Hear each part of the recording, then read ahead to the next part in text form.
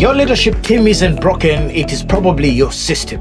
And if you're a CEO and you feel like sometimes everything comes back straight to you and nothing moves, usually you might be aware of it and you're worried about it and you're wondering why. Sometimes you're not aware, but you just feel like, there's overwhelm. Everything comes back to you and nothing moves as fast as it should. Now, the problem might not be just your people, even if they could be. The problem will be your system, your leadership system architecture.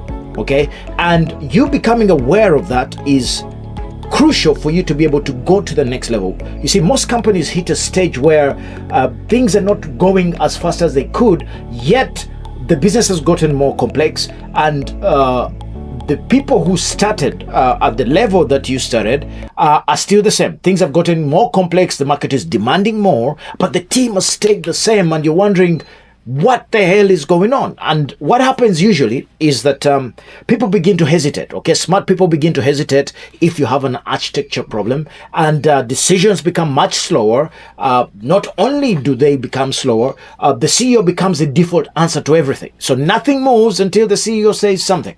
And having just come from a briefing with one of my prospective clients, I just said that to them, and all of a sudden you could see the entire light bulb moment going off. Now, this is not a talent failure if you've been great at attracting and nurturing great people. This is a leadership architecture problem. The system of leadership responsibility, and I call it a system because it's easier to understand that way. The companies that scale well have really figured out the fact that there are three things that are important to make sure that things move at the speed and level that they should. Number one, they make decisions rights clear. Who is in charge of this decision? Not a post, not a title, but a person. Number two, they push ownership down, they push ownership lower so that they're building a great bench. And then ultimately they build a leadership rhythm that does not depend on the CEO to intervene all the time. The CEO is just there to facilitate excellence, to facilitate other people really getting into it. Okay?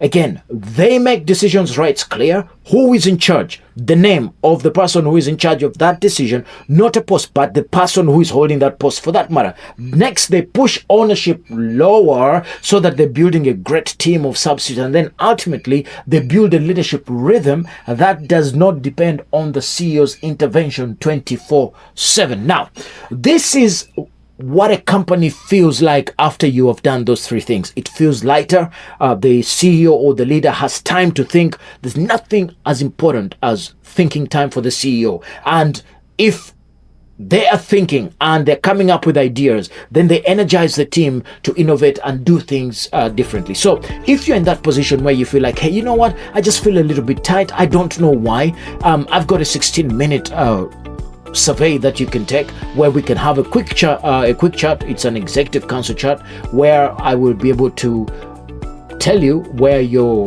bottleneck is and if it is a people thing or a system thing, and then you can then decide if you need to do something about it or not. If that interests you, drop me a line and let's make that happen.